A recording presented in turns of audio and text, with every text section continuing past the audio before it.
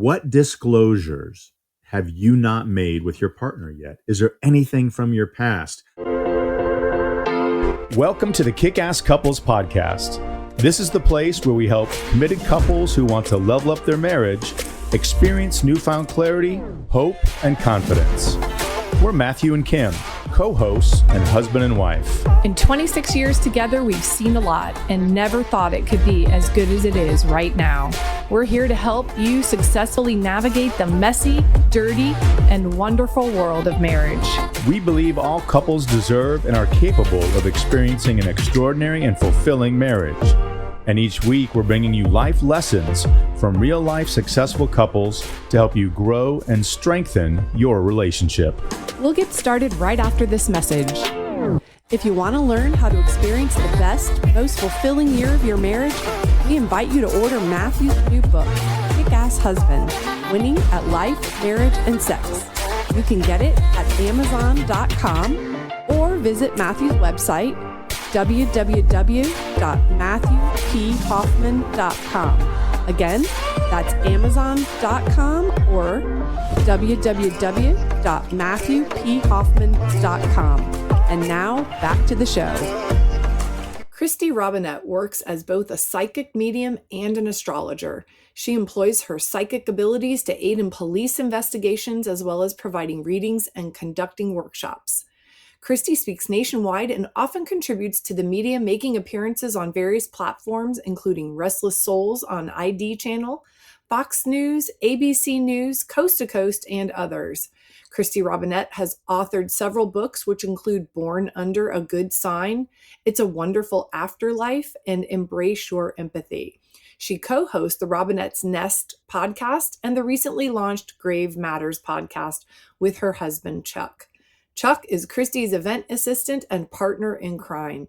He's got a flair for design and style thanks to being surrounded by a lot of estrogen for many years. He is the king of useless knowledge, especially when it comes to music and sports. Join us as we learn how these empty nesters have navigated everything life has thrown at them and how they continue to laugh, question, and celebrate a raucous journey together. Welcome back to the Kickass Couples Podcast. We are coming at you today with a recap episode of Chuck and Kristy Robinett, the Robinett's Nest. We had a fun time with this cool couple who were each on a second relationship, second marriage, and I think that kind of gave us a lot of great things to talk about and share from some of the things they've learned, Kim, in their relationship.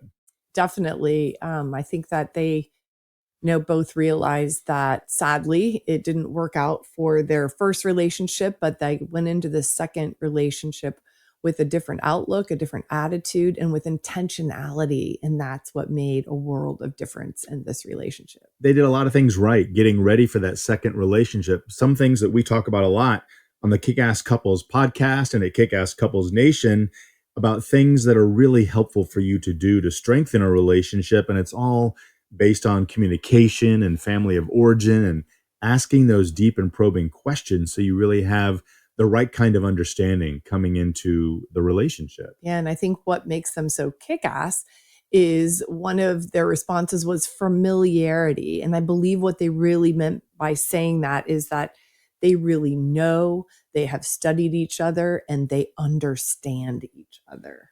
Yeah, I think that they understand the perspectives and the backgrounds. And I think that, like we were talking about just a moment ago, Kim, they spoke about families of origin. They both came from a pretty tough place, not happy, not things they wanted to recreate. And then I think they both were the victims of being cheated on in their previous relationships. So it has a few stings and things that they had to talk through, yet they were able to safely respond with each other and their needs. And, we talk about that a lot, Kim, when it's not about learning how to speak for your partner because they don't have an opinion or a thought and they can't do something themselves.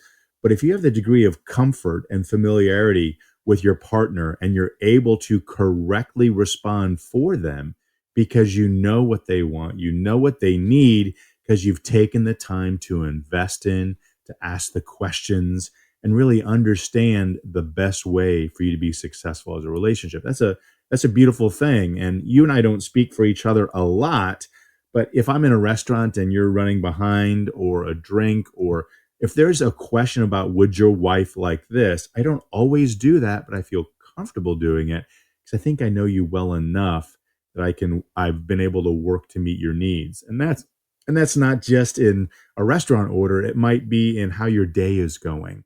And if you need a timeout, if you're overwhelmed or you're stressed, or something's sideways with one of our kids, I'll know that I need to intervene and take that over because you've hit your limit, and I'm not going to sit there and let you twist in the wind, but try to be helpful and supportive in that moment. Sure, and that's a great response. You've studied me. You've taken the time to really understand me.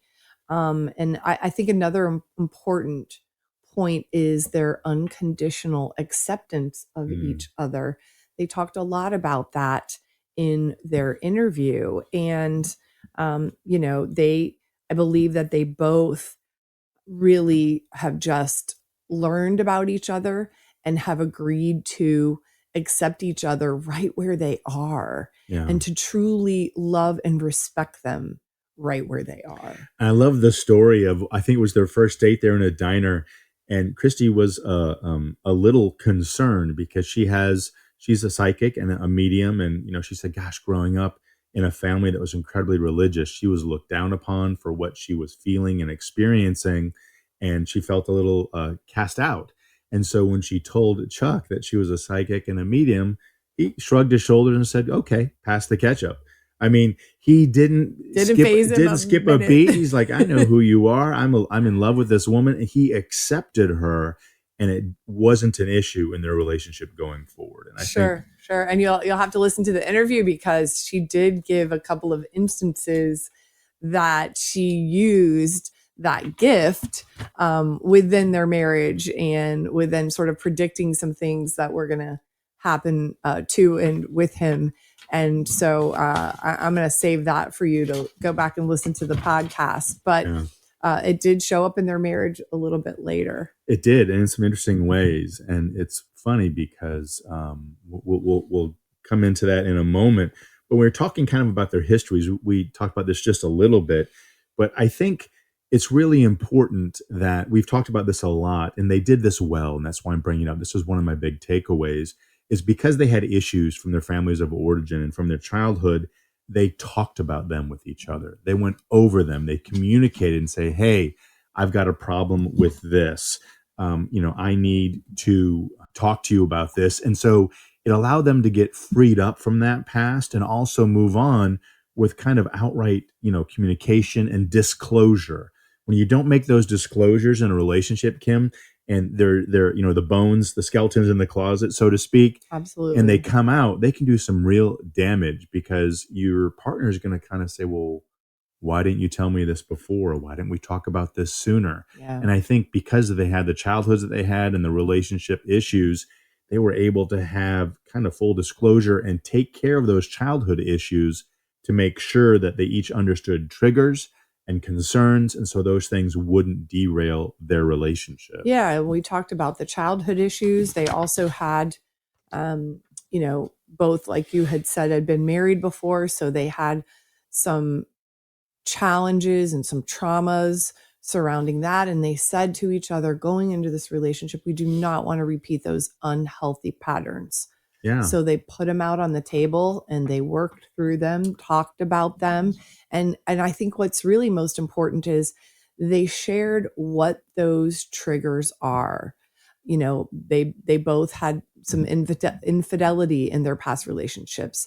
So they had to really work through, what was acceptable and wasn't, what isn't acceptable, and that's as far as texting other people, what that would look like. And also they, talked about how, we're going to act going forward in this relationship. Are you tired of feeling like you're living with a roommate instead of a lover? Do you miss the days when you were completely into each other, intellectually, emotionally, and physically? The truth is, many couples are struggling behind closed doors.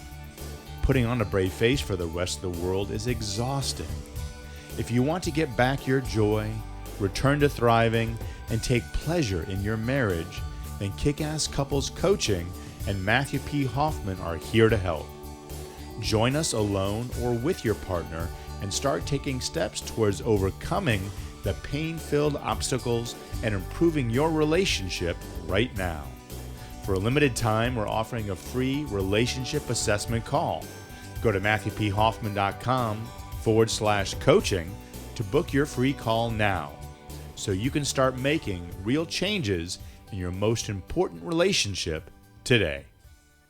I think, Kim, one of the things we learned from them is they were able to set boundaries with each other. Yes. And they said, based on my history, based on my last relationship, this won't work for me. Kristy used the example. She said, my dad was a screamer.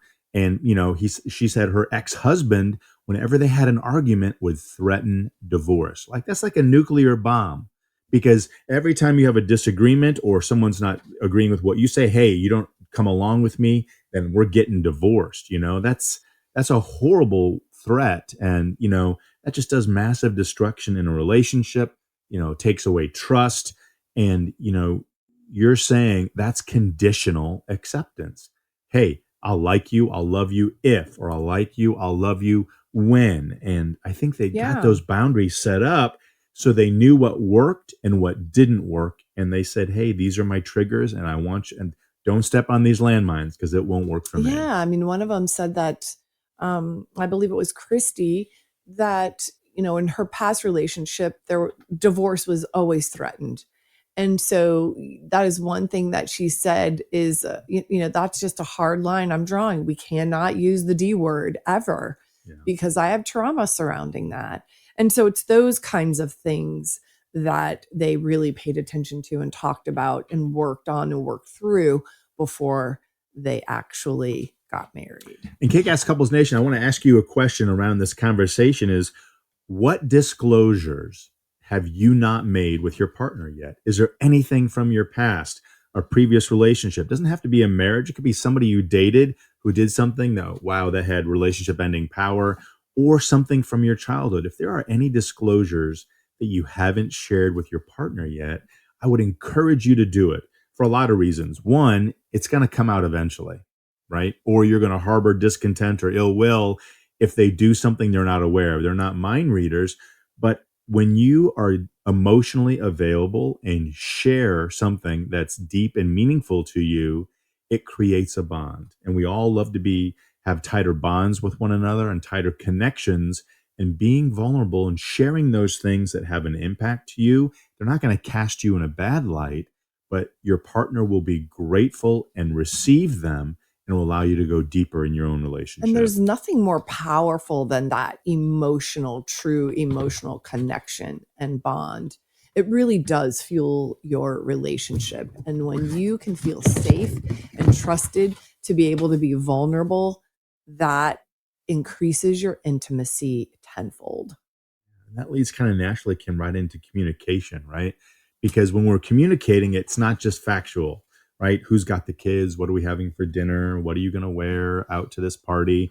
Those are all things, but that's not real communication. Communication is sharing your motive, your feeling, your intention, and trusting that when you do that, you are safe within that space. Yeah, being respectful. I think one of the things that Kristy and Chuck did really well is they made sure they had respectful communication. I think that was one of the things that Kristy kind of shared, is that he is always respectful, not demeaning, not demoralizing, not tearing her down over how she feels, but pulling her out and trying to understand those emotions so he can best support her and understand where she's coming from. And I thought that was another big takeaway, because it's easy when your spouse's story is not your own. And this is something I've had to catch myself in a lot with Kim.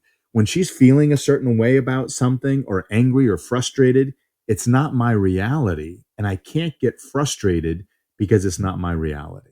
I can't go, why do you feel that way? Or, oh my gosh, here she goes again. Right. Got to wade through this emotional feeling about something. It's real to her. It's charged to her. And I have to step back, let her feel it, and also try to understand it and support her through it. Doesn't mean I can't hold her accountable if she's hung up on something, and I do this a lot too. I say, well, how can we change our thought about that? Is this the most healthy response? And she does that for me as well. But this is something I've had to learn and continue to learn to do, is to not discount her because of her feelings or emotions on something, but really understand what's underneath it and where she's coming from. Yeah, and I have to do the same for you. I have to be able to listen to you and try to understand what you're saying. Like when I say listen, I mean active listen, Yeah. and try to really understand how you're feeling and what you're going through, and be able to support those emotions that you have, because they are very real to you Yeah. and you're experiencing them. I'm not. And so you almost have to try to put yourself in that person's shoes to try to understand and meet them where they are. Yeah. And if your partner, and I've done this before, if you're having deep, heartfelt, emotional communication, it can be a little raw. And if your partner doesn't receive that or accept it or validate you or say, oh my gosh, that must really stink, tell me more about that, right? Then you're going to withdraw and not want to share it. So you have to really make sure there's a lot of honoring going on. And I think that Kristy spoke again about communication, Kim. She said, Chuck honors me with his communication. She got a little emotional when she started sharing, when I was growing up, I never heard the words, I'm proud of you, or I'm proud of what you've done, or for who you are. And she said, Chuck is such a wonderful communicator to her about recognizing her goodness and speaking it, right? We talk about that a lot. It's like having a pocket full of cash and not spending it. When you see the good and you don't communicate it to your partner. We all need that. We all want to know what we're doing well or what we did right, or if we did something that had an impact on our partner, that they say, wow, I really appreciated it when, and shared that. And so, and there's even some goofiness and some crazy things. Like she said, when they were having BLTs for lunch one day, he made her BLT with the toast the way she likes it, a little darker, a little crispy, and his isn't that way, but he knows her well enough and wants to give her what she needs. And that's another love language outside of communication, but doing the little things that she likes because he loves her and cares for her. So we see it in his words, we see it in his actions. And I think she kind of mimicked that back to Chuck as well. Sure. Are you struggling to maintain the emotional and physical intimacy you once shared? Do you feel like you're spending more energy finding fault and tearing your partner down instead of magnifying their good and building them up? Don't worry, you're not alone. Many couples are struggling behind a forced smile and an inauthentic happiness. You feel drained, unheard, and more often than not, unappreciated. The good news is it's not too late to rekindle the flame and strengthen your bond. I'm offering a free relationship assessment call to help you take the first step towards revitalizing your relationship and reaching your own relationship nirvana. Whether you come alone or with your partner, I'm here to help you create the space for a more fulfilling and satisfying relationship. Don't wait any longer. Make the changes you need to thrive. Book your free call today at matthewphoffman.com/coaching. And let's get started on your journey to a kick-ass relationship. Let's talk a little bit about conflict. And I love that the way these two avoid conflict is by really paying attention to each other, to really understanding, like we had said, each other's needs. So they're a student of each other. And in order to avoid really getting into it, they choose to really pay attention to each other to try to meet each other's needs. Yeah, I think we have to stay students of our partners. You know, I'm always trying to learn more about Kim, about where she is, likes, dislikes, and those things change, right? And it's the subtle, she's not going to tell me, hey, I'm feeling this way, not that way today. It's rare that, you know, she's going to be so outward unless she is really struggling and needs me and I'm just not getting it, right? But I think we have to remain students of our partners and study and learn. There's always more to learn because we're all in seasons. I mean, you and I, two of our kids are graduated from college and kind of adulting. Yesterday. As of yesterday, I know our middle boy, our little raspy voiced boy is done with college. And so it's a different season for us. And we still have one at home. And so our needs and the things we think about or we focus on are different and changing. And if we're not aware of those with our partner and constantly studying and paying attention to the tea leaves, we're going to miss so much in the relationship. Yeah, and adapting. I think we have to be willing to, like you said, as things are changing within our relationship, we have to be willing to adapt to those changes. Yeah. And I think it's not always going to be the same. No, it's not, hey, I know what she likes and she's going to like it forever. That's unusual that each partner stays the same. And so kind of being aware of the conditions of the season that you're in. And if you don't know, ask. Conflict and destruction in relationships happen when there are conversations that need to happen and they don't because you're unsure, you're uncertain, you don't want to quote unquote rock the boat. In a loving and respectful way, if your motive is good, asking those questions to your partner and saying, where are you on this? What do you need? How do you feel I'm doing and supporting you, right? Whatever it is, if you're uncertain, don't guess. Come out and say it and have the communication and the conversation so you avoid the conflicts that occur when we make those assumptions and try to read minds, which none of us are very good at doing. I thought it was a great interview. I really appreciated what they had to share. I appreciated where they came from and all of the incredible progress that they made in their current relationship. And they realize that that is ongoing and it's something that they are going to continue to work at and to work on. But, they're constantly just trying to manifest good in their relationship with each other and within their families. I think so. And I loved that this couple strikes against them with how they were brought up and negative past relationships, and the odds get tougher. Yeah, they turned it around. And they turned it around and they did it by not allowing anything, no obstacles to get in the way. I mean, it was kind of a funny story when they were getting married because Chuck's had a daughter that was a bit of a drama queen and she didn't want them getting married. She wanted her parents to get back together and she had this Disney-ass dream of if they could, like Parent Trap, right? If I can just get them back together, this marriage won't happen. And, she tried. Kristy talked about the daughter. The wedding day, she tried to fake a sprained ankle at the hospital. And, it was a big scene. It was a big scene, but, they navigated and worked their way through it because they saw it for what it was and didn't allow the circumstance to take over. I think that was just, they said that was kind of the biggest, one of the biggest conflicts they faced, but they were able to get through it in spite of that because of their commitment, because of their communication, and they weren't going to let that wedge come between them. So a fun couple, interesting spot of life, second relationship, both have kids, but they've taken a lot of those challenges and made it work. And so if you haven't listened to the whole episode, would encourage you to go back and check it out. Just a lot of great things shared there. Absolutely. And if you're in a relationship, it doesn't matter if it's new and fresh, if it's your second one, or you're up to bat and you're trying to figure out how to work through those kinks. If you need help in your number one relationship, go to Kickass Couples Nation, MatthewPHoffman.com. You can sign up for a free relationship assessment call. I would love to talk to you and find out how we can get rid of those obstacles together, help you set the stage so you can be living your best relationship right now. Thanks for listening today. If you like the content, give us a review, a thumbs up. If there's anything you want to hear that we're not talking about, let us know. We do special episodes all the time and try to give you guys those pearls and things you can apply and use in your relationship right now. Thanks for listening in, everyone. And remember that happily ever after, it doesn't just happen. It's on purpose.